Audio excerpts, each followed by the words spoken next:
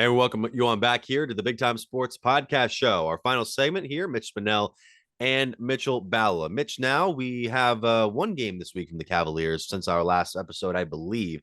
That was their 122-99 kind of butt kicking of the Utah Jazz, in which the Cavs had two games prior against Dallas, and blanking on the second one being that would be, if I ever got the schedule right here, Dallas and Indiana. Those games were the ones where the Cavaliers really had to come back and fight to beat them close. This one, from beginning to end, the Cavaliers had dominance over Utah, a team that it was a very interesting matchup because obviously Donovan Mitchell's coming over there from the trade this past offseason, his first game against them since then. And the Cavaliers spread out the scoring. I believe all of their starters were in double figures scoring, led by Donovan Mitchell's 23 points. He also had Jarrett Allen, 20 points, 11 boards. Mitchell had 23 points, excuse me. Darius Garland had 17 points. And then Cedi Osman, 22 points off the bench. This might have been the Cavs' most complete game of the season so far, and it's against a capable West team that's kind of gotten on a slow start, but can still compete out there in the West. Yeah, and really, Mitch, I was kind of assuming this would be a Donovan Mitchell revenge game. He's going to come out and try to fire away. He wants to drop 50 on his former team. He was very vocal about how happy he was to be in Cleveland now over Utah because of some things off the court there, obviously. I was more impressed, though, that it wasn't that, if I'm being honest. As much as it's always fun to see a player get hot, I was impressed to see the Cleveland Cavaliers be able to divvy up the scoring, all starting five in double figures. Osman with 22 points off the bench, which is crazy to me because there was a game just last week that he was benched. And then he has 22 points in a night like this. Obviously, he's benched because he plays for a defensive coach and he refuses to play defense, but that's obviously not here nor there. But really, Mitch, I think my biggest takeaway is the fact that Kevin Love has been struggling so much. Yeah. And to me, if that's the least of our worries and the Cavs are on a win streak right now, then who cares? At the same time, I think Utah is coming back to reality. They start off so hot. Now, granted, they did not have Colin Sexton when they played us. Obviously, the former Cav that was, the main piece in the trade to Utah for Donovan Mitchell, and as was Lauri Markkanen, OJ Abaji. I did not see him on the floor. The only two guys for that night was Markkanen and Jordan Clarkson. But give Markkanen his press, man. This is a guy who started off the year hot, and unlike the Jazz, has continued that dominance. He's averaging 20, almost 23 points per game right now, 8 rebounds per contest. Last year, Markkanen was kind of seen as this guy who could maybe be a starter, but also come off the bench and be like more of a post. And now he's looking at, I don't even know if it's borderline all-star. He'll probably make an all-star appearance this year. Oh, he's not just an all-star, Mitch. I think if you had to name the all NBA teams, I think he's probably all third NBA.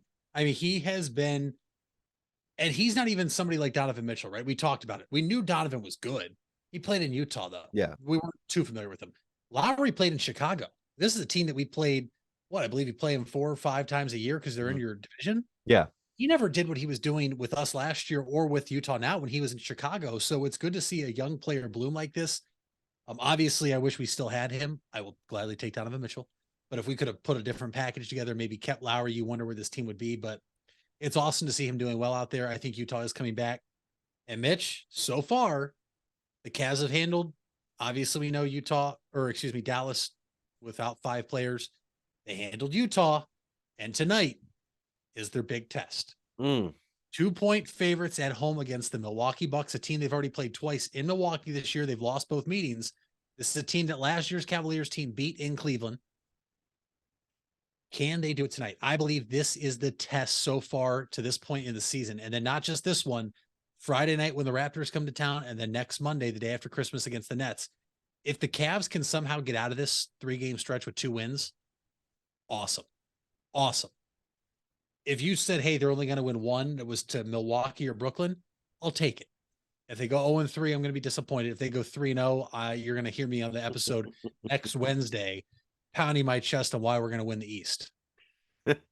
Yeah, 1 win would give you 22 and 13, which I'd be fine with. And then, of course, the Cavs right now, I believe, are only 2 games back of the Bucks and the Celtics. Actually, okay, 2 games back of the Bucks now for first in the East. They're 1.5 games back of Boston, who's a half game behind of the Bucks. So Cavs in a good position right now.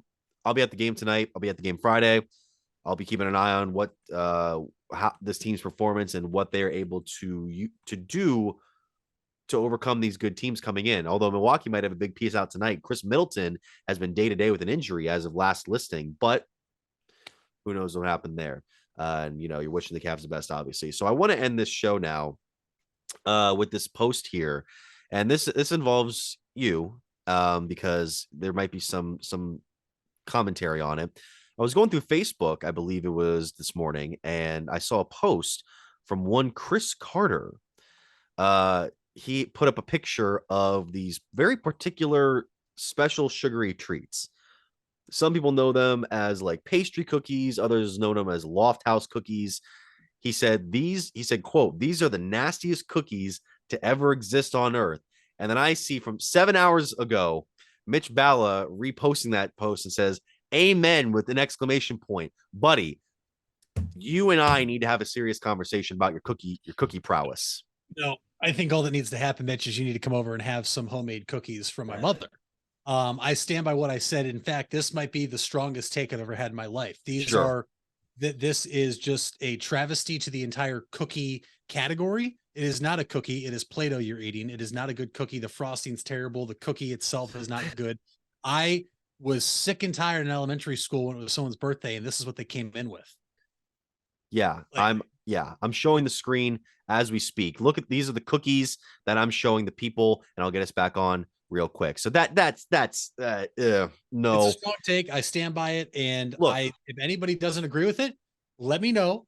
We can yes. set up a time and I will give you some homemade cookies for my mother, and you'll understand why I am not a store-bought cookie guy. Okay, that's okay. Store-bought. You don't think my own mother is not making cookies this holiday season? She's the one that has like the cookies where you put the little mini Reese cup in the thing. It has a ring around it. Those are good. You have the Ritz peanut butter sandwich cracker ones where they dip them in that chocolate. They have we got my grandmother's pizzelles, which is those little flat things that are amazing. But you're gonna sit here and tell me that these cookies are garbage. You're absolutely out of your mind. You're absolutely out of your mind. I'm gonna show you how good they are.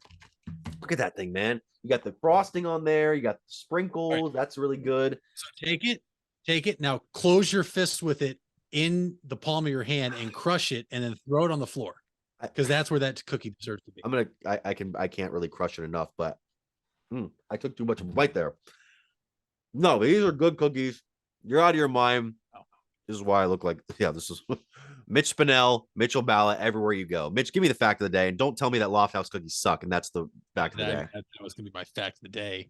I guess if you want another fact of the day, besides that one, that those cookies suck, it would be that elephants can't jump. So there's your fact of the day. Your other fact of the day is, I'm just going to come out and say it, because by the time we record next week, I'm going to know if I won or lost in fantasy football. Mm-hmm. Folks, if I do lose in fantasy football this week, the punishment is I have to make a dance on TikTok every day for 30 days straight. One, I'm not a good dancer. Two, there are rules to it. I cannot be private. Like, my account must be public. Everybody must see it. I do have a statement typed up from the desk of my team already. If I am to lose, that's how I've actually typed it up 4 weeks ago. That's how confident I am that I'm not going to be able to win a game. So I'm just going to ask that if I do come in here on our episode next week, Mitch, that, maybe a little bit of privacy if I'm down, not in a good mood, even if it is a victory Tuesday, Monday, whenever we're recording. And if you want to see a 6'4" mid-20s guy embarrass himself, you'll have to find me on TikTok. Your punishment should be that you should get a year's supply of these delicious cookies. No. Yeah. All right. Thank you so much for listening or watching to the Big Time Sports Podcast Show. This is why I should have got milk with these things. Or just not ate them at all. Yeah.